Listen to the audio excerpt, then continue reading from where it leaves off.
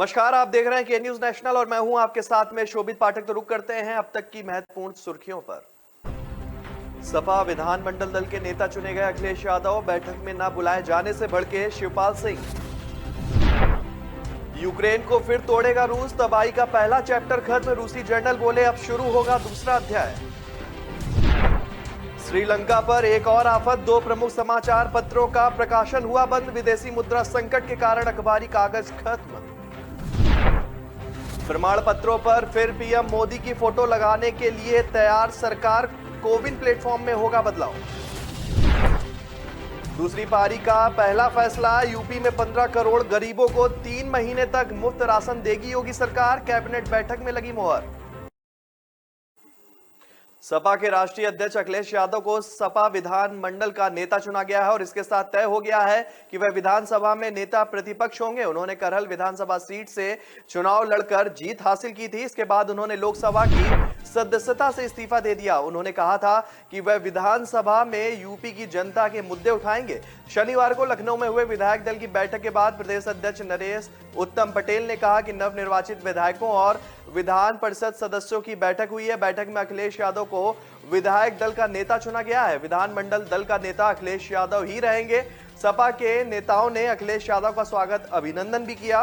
विधायक दल के नेता का प्रस्ताव अवधेश प्रसाद ने रखा, जिसका अनुमोदन आलम बदी ने किया है।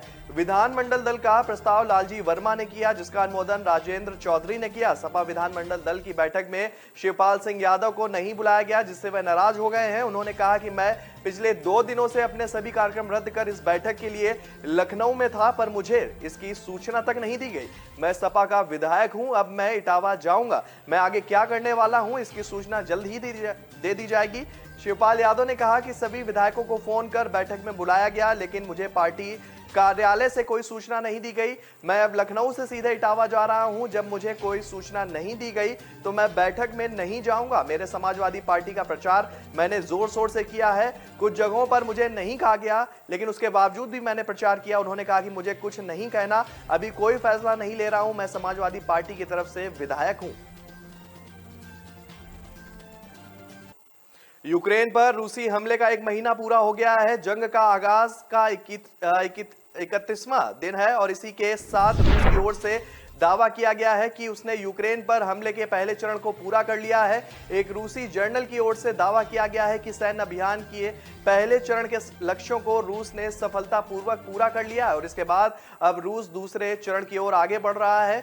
रूस के जनरल स्टाफ के पहले डिप्टी चीफ कर्नल सर्गेई ने शुक्रवार को मीडिया ब्रीफिंग के दौरान कहा कि सामान्य तौर पर हम सैन्य अभियान के पहले चरण को पूरा कर चुके हैं और इस दौरान यूक्रेन के सशस्त्र बलों की क्षमताओं में भारी कमी आई है और इस कारण अब हम अपने मुख्य लक्ष्य को पूरा करने में ध्यान केंद्रित करेंगे। दरअसल इससे पहले रूसी राष्ट्रपति व्लादिमीर पुतिन की ओर से कहा गया था कि यूक्रेन में योजना के अनुसार जो है वो युद्ध चल रहा है।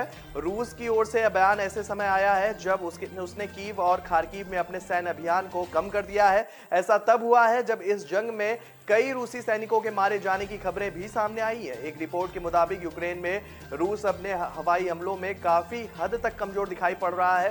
ब्रीफिंग के दौरान रूसी जर्नल ने बताया कि अब तक 1351 रूसी सैनिक मारे गए हैं। श्रीलंका इन दिनों महंगाई और विदेशी मुद्रा संकट से जूझ रहा है। देश पर एक और आफत तब आई जब 2 प्रमुख समाचार पत्रों ने अखबारी कागज की कमी के चलते अपने प्रकाशन को निलंबित कर दिया है। श्रीलंका इन दिनों महंगाई और विदेशी मुद्रा संकट से जूझ रहा है। देश पर एक और आफत तब आई जब 2 प्रमुख समाचार पत्रों ने अखबारी कागज की कमी के चलते अपने प्रकाशन को रद्द किया। निजी स्वामित्व वाले उपाली समाचार पत्र ने कहा है कि उसने अंग्रेजी भाषा का दैनिक द आइसलैंड और उसका सिंहली संस्करण दिवैना अखबारी कागज की कमी को देखते हुए केवल ऑनलाइन उपलब्ध ही किए जाएंगे। उपाली न्यूज़पेपर्स लिमिटेड ने एक बयान में कहा कि हमें अपने पाठकों को यह बताते हुए खेद है कि हमें शनिवार को द आइलैंड प्रिंट संस्करण के प्रकाशन को अगले नोटिस तक स्थगित करने के लिए मजबूर किया गया है।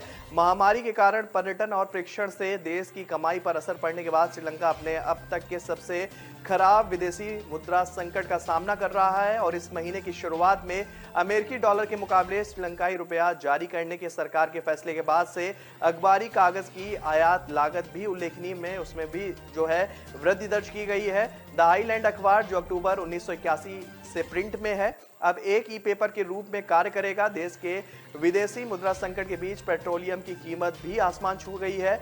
कुछ दिनों पहले श्रीलंका से ऐसी तस्वीरें आई कि लोग पेट्रोल खरीदने के लिए पेट्रोल पंप पर टूट पड़े और लोगों को नियंत्रित करने के लिए सेना तक बुलानी पड़ी।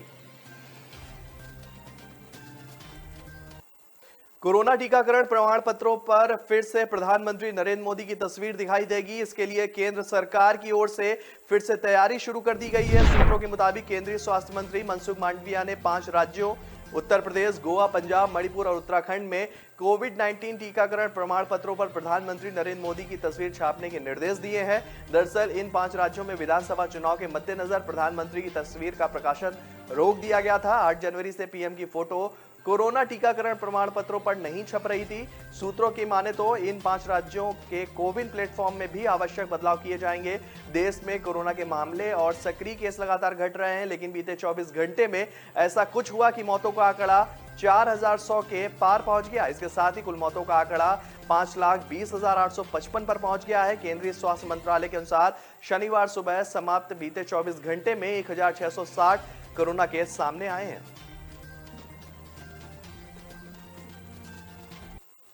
यूपी में लगातार दूसरी बार मुख्यमंत्री पद की शपथ लेकर कीर्तिमान बनाने वाले योगी आदित्यनाथ अपने दूसरे कार्यकाल के पहले दिन कैबिनेट बैठक में बड़ा निर्णय उन्होंने लिया है। कोरोना काल के दौरान शुरू की गई मुफ्त राशन योजना को 3 महीने के लिए और आगे बढ़ा दिया गया है। पहले इसे मार्च 2022 तक ही जारी रहना था। मुख्यमंत्री ने मीडिया को संबोधित करते हुए कहा कि देश 80 करोड़ और प्रदेश 15 करोड़ गरीबों को इस योजना का लाभ मिल रहा है। हमारी पहली कैबिनेट बैठक में इस योजना को 3 महीने आगे बढ़ाने का निर्णय लिया गया है। इस योजना के तहत गरीबों को खाद्यान्न के साथ दाल, नमक, चीनी और तेल भी दिया जाएगा। उन्होंने बताया कि इस योजना से राज्य के खजाने पर 3,270 करोड़ रुपए का भार पड़ेगा और इस निर्णय के बाद राज्य के 15 करोड़ लोगों को अगले 3 महीने तक प्रधानमंत्री अन्न योजना के तहत लाभ मिलता रहेगा। प्रेस कॉन्फ्रेंस में मुख्यमंत्री योगी आदित्यनाथ के अलावा उप मुख्यमंत्री केशव प्रसाद मौर्य, ब्रजेश पाठक, कैबिनेट मंत्री स्वतंत्र देव सिंह भी मौजूद रहे।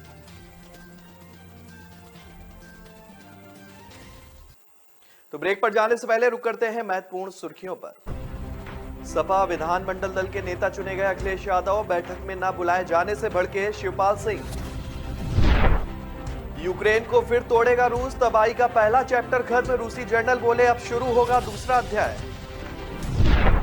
श्रीलंका पर एक और आफत, 2 प्रमुख समाचार पत्रों का प्रकाशन हुआ बंद, विदेशी मुद्रा संकट के कारण अखबारी कागज खत्म। प्रमाण पत्रों पर फिर पीएम मोदी की फोटो लगाने के लिए तैयार सरकार, कोविन प्लेटफॉर्म में होगा बदलाव। दूसरी पारी का पहला फैसला, यूपी में 15 करोड़ गरीबों को 3 महीने तक मुफ्त राशन देगी योगी सरकार, कैबिनेट बैठक में लगी मोहर। न ऐश का न द्वेष का, यह दंगल है देश का, सुलगती समस्याओं के जुलसते सवालों का होगा दंगल देश का, प्रशासन के प्रश्नों को लेकर होगा दंगल देश का। शिक्षा, स्वास्थ्य, समाज, कानून और व्यवस्था के आज क्या है हालात, सोमवार से शुक्रवार रोज रात 8 बजे जलपा क्षत्रिय के साथ दंगल देश का। ब्रेक के बाद फिर स्वागत है आपका। रुक करते हैं आगे की महत्वपूर्ण खबरों पर।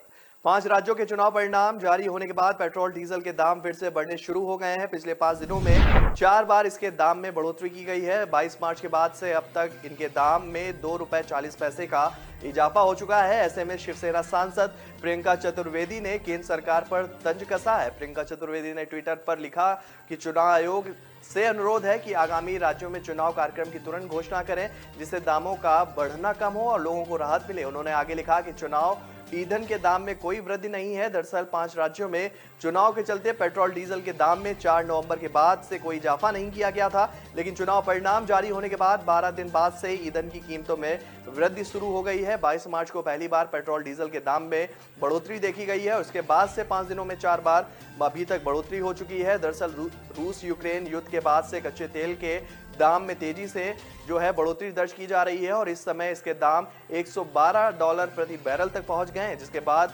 खुदरा कीमतों में 25 रुपए प्रति लीटर तक की बढ़ोतरी की गई है और इसके बावजूद खुदरा दामों में इजाफा नहीं हुआ, जिससे तेल कंपनियों को लगातार घाटा उठाना पड़ रहा है।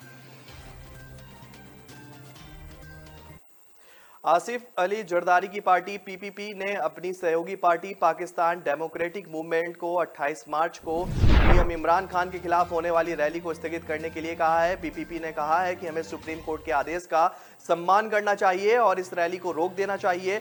विपक्षी खेमे के सूत्रों ने समाचार पत्र डॉन को बताया कि पीपीपी ने औपचारिक रूप से पीडीएम प्रमुख मौलाना फजलुर रहमान और पीएमएलएन के अध्यक्ष शहबाज शरीफ को इस्लामाबाद में अपनी प्रस्तावित सार्वजनिक बैठक को लेकर अपनी आपत्ति से अवगत करा दिया था। पीपीपी के वरिष्ठ नेताओं का मानना है कि अगर सुप्रीम कोर्ट ने पीएम इमरान खान की पार्टी के सार्वजनिक सभा आयोजित करने पर रोक लगा दी है तो हमें भी इससे बचना चाहिए। नेताओं ने कहा है कि अगर हम 28 मार्च को अपनी रैली करते हैं तो हो सकता है कि पीएम इमरान खान भी कोई कदम उठाए। हमारी रैली से सुप्रीम कोर्ट के आदेश की अवमानना भी माना जा सकता है।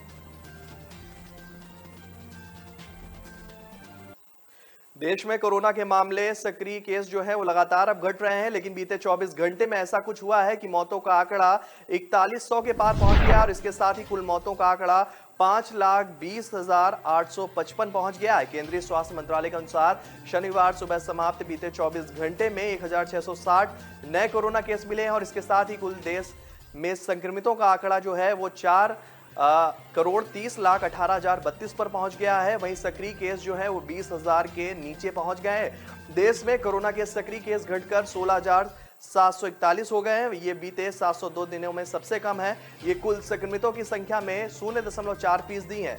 आपको बता दें कि मंत्रालय ने कहा है कि देश में कोरोना का रिकवरी रेट जो है वो 98.75% हो गया है। दरअसल महाराष्ट्र ने राज्य में कोरोना से हुई मौतों के आंकड़ों को अपडेट किया है और इसके कारण बीते 24 घंटे में मौत का आंकड़ा एकदम से 4100 तक बढ़ गया। महाराष्ट्र सरकार ने शुक्रवार दर्ज हुई 4005 गैर कोविड मौतों को कोविड मौतों में शामिल किया। इस कारण मौतों का आंकड़ा एकाएक बढ़ गया है। वैसे महाराष्ट्र में बीते 24 घंटे में कोरोना महामारी के कारण सिर्फ 2 मौतें हुई हैं। वहीं देश में सक्रिय केस में बीते 24 घंटे में 4,789 मामलों की कमी दर्ज की गई है। स्वास्थ्य मंत्रालय के अनुसार दैनिक सकारात्मक दर और घटकर 0.25% पर आ गई है, जबकि साप्ताहिक सकारात्मक दर 0.29% है।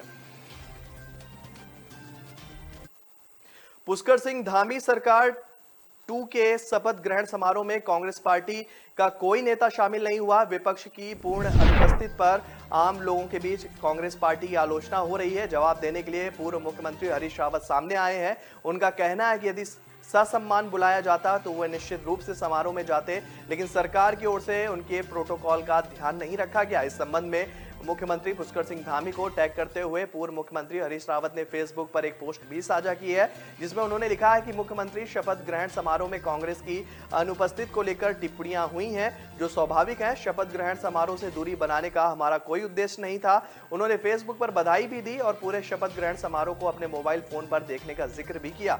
उन्होंने लिखा कि उन्हें जो निमंत्रण पत्र भेजा गया था उसके कार पार्किंग और बैठने का स्थान तक इंगित नहीं था, वह भी ऐसे समय में जब देश का शीर्षस्थ शासक वर्ग कार्यक्रम में उपस्थित था। ऐसे में यदि वह बिना पूर्व निर्धारित स्थान और बिना कार पार्किंग, प्रवेश द्वार, पास इत्यादि के पहुंचते तो स्थिति असहज हो सकती थी।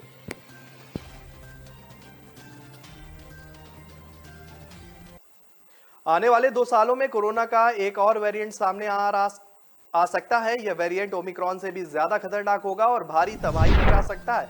इंग्लैंड के मुख्य चिकित्सा अधिकारी और महामारी एक्सपर्ट क्रिस विंटी ने चेतावनी दी है कि कोरोना वायरस जो है हमें चौंका सकता है। विंटी ने कहा है कि कोरोना के खिलाफ जंग में हम सभी को अभी एक लंबा सफर तय करना है, क्योंकि आने वाले समय में यह वायरस हमें अपने वेरिएंट को लेकर लगातार चौंकाता रहेगा। उन्होंने कहा कि कोरोना वायरस जिंदगी भर बना रह सकता है और आने वाले समय में यह एक सामान्य फ्लू की तरह हो सकता है। विंटी ने कहा कि आने वाले 2 सालों में नया वेरिएंट ओमिक्रॉन से भी ज्यादा मुसीबत पैदा कर सकता है। यह वेरिएंट किसी भी मुकाबले में कमजोर नहीं होगा। उन्होंने कहा कि यह बात पूरी तरह से गलत है कि कोरोना वायरस अपने अंत की ओर है और दुनिया में यह अब सामान्य स्थिति की ओर पहुंच रहा है, क्योंकि नया वेरिएंट कभी भी आ सकता है और हमें इसके लिए जोखिम को लेकर सोचना भी पड़ेगा। ब्रिटेन के एक्सपर्ट का कहना है कि नया वेरिएंट 3 में से 1 मौत का जिम्मेदार हो सकता है। ऐसा इसलिए कि ओमिक्रॉन वायरस वंश के एक अलग हिस्से से विकसित हुआ था, लेकिन इस बात की संभावना बिल्कुल नहीं है कि अगला वेरिएंट ओमिक्रॉन से ही विकसित होगा।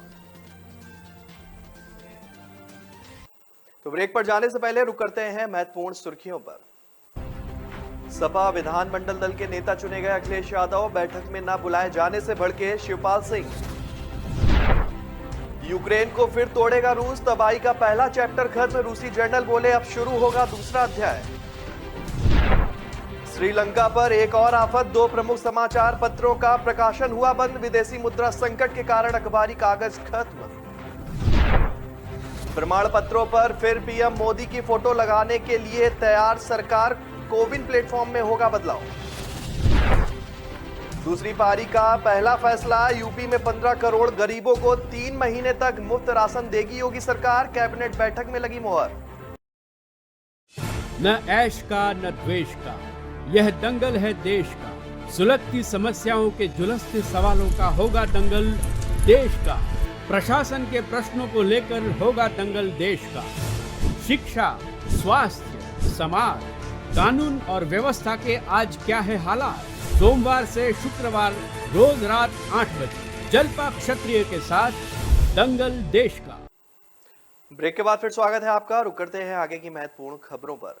उत्तरी जिला पुलिस ने करीब 1000 करोड़ रुपए की ठगी करने वाले बिल्डर, जालसाज व भूमाफिया को गिरफ्तार किया है। आरोपी एक ही फ्लैट को कई लोगों को बेच देता था। आरोपी के खिलाफ दिल्ली, एनसीआर, यूपी, पंजाब में 39 से ज्यादा ठगी के मामले दर्ज हैं। पुलिस ने बिल्डर जालसाज पीयूष तिवारी को 11,000 किलोमीटर की दूरी तय करने के बाद गिरफ्तार किया है। दिल्ली पुलिस ने इनकी गिरफ्तारी पर 50,000 रुपए का इनाम भी रखा हुआ था। आरोपी की पत्नी पहले ही गिरफ्तार हो चुकी है और जेल में है। उत्तरी जिला डीसीपी सागर सिंह कलसी के अनुसार आरोपी पीयूष तिवारी के खिलाफ वर्ष 2017 में दिल्ली पुलिस की आर्थिक अपराध शाखा में मामला दर्ज हुआ था। इस मामले में कोर्ट ने उसे भगोड़ा घोषित कर रखा था। दिल्ली पुलिस आयुक्त ने आरोपी की गिरफ्तारी पर 50,000 रुपए का इनाम भी घोषित किया था।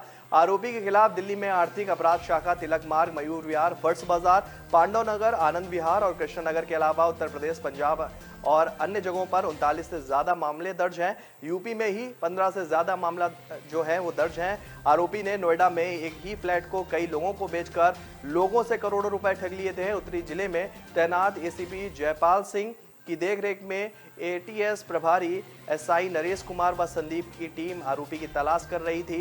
एटीएस में तैनात हवलदार ओम प्रकाश को 20 मार्च को सूचना मिली थी कि पीयूष महाराष्ट्र में कहीं छिपा हुआ है। पुलिस टीम को जांच में पता लगा कि आरोपी नासिक में नाम बदल कर रह रहा है। वो वहां पर प्याज का कारोबार कर रहा है। पश्चिम बंगाल के वीरभूम जिले में हिंसा के मामले में पुलिस ने 21 आरोपियों को गिरफ्तार किया है और इनमें से अधिकांश राज्य में सत्तारूढ़ तृणमूल कांग्रेस के कार्यकर्ता हैं। उधर सीबीआई ने इन 21 आरोपियों के खिलाफ भावदी की धारा 147, 148, 149 और अन्य धाराएं लगाई हैं। ये धाराएं सशस्त्र दंगे से संबंधित है। वीरभूम जिले के बागतुई गांव में 8 लोगों को जिंदा जलाए जाने की घटना के बाद शुक्रवार को कलकत्ता हाईकोर्ट ने सीबीआई जांच के आदेश दिए हैं और इससे दबाव में आई ममता सरकार ने पुलिस को ताबड़तोड़ गिरफ्तारी का आदेश दिया था। बीते 72 घंटे में पुलिस ने 21 लोगों को गिरफ्तार किया है। ममता बनर्जी की पार्टी तृणमूल कांग्रेस और 2011 में बंगाल की सत्ता में आई और इसके बाद से यह सत्तारूढ़ पार्टी के कार्यकर्ताओं की सबसे बड़ी गिरफ्तारी है। आपको बता दें कि पुलिस ने टीएमसी के उप प्रधान भादु शेख की हत्या के मामले में भी एक आरोपी को गिरफ्तार किया है। शेख की हत्या के बदले के तहत यह हिंसा भड़की थी जिसमें 8 लोगों को जिंदा जला दिया गया था। शहर के कुल्हड़ी में गुब्बारे में गैस भरने वाले सिलेंडर में धमाका होने से गुब्बारा बेचने वाला युवक गंभीर रूप से घायल हो गया। धमाका इतना जोरदार था कि उसकी आवाज से पूरा क्षेत्र दहल उठा। हादसे में गुब्बारे बेचने वाला युवक गंभीर रूप से घायल हो गया है। धमाके से आसपास के घरों की खिड़कियों के शीशे भी क्षतिग्रस्त हो गए हैं। घटना में घायल युवक को स्थानीय लोगों ने अस्पताल में भर्ती कराया है। प्राथमिकी उपचार के बाद युवक को डॉक्टरों ने हायर सेंटर रेफर कर दिया है। कुल्हड़ी के समर हाउस के निकट एक होटल की छत पर गुब्बारे बेचने वाले 19 साल के युवक अरविंद कुमार पुत्र सुरेंद्र सिंह गुब्बारे में गैस भरने का काम कर रहा था। अचानक गुब्बारा गैस सिलेंडर में धमाका हो गया और इससे युवक का एक पैर जो है घटना स्थल से करीब 200 फीट दूर धार्मिक स्थल के परिसर में जा गिरा। गंभीर रूप से घायल युवक को आनन फानन में कपड़ों में लपेटकर अस्पताल ले जाया गया। धमाके से आसपास के घरों के शीशे तक टूट गए। भारत के वॉरेन बफेट के रूप में पहचाने जाने वाले बिगुल राकेश वाला समर्पित budget airline company Akasa air ने अपनी योजनाओं का खुलासा किया है। एक रिपोर्ट के मुताबिक कंपनी की उड़ान सेवाएं जून महीने से शुरू होने की संभावना है।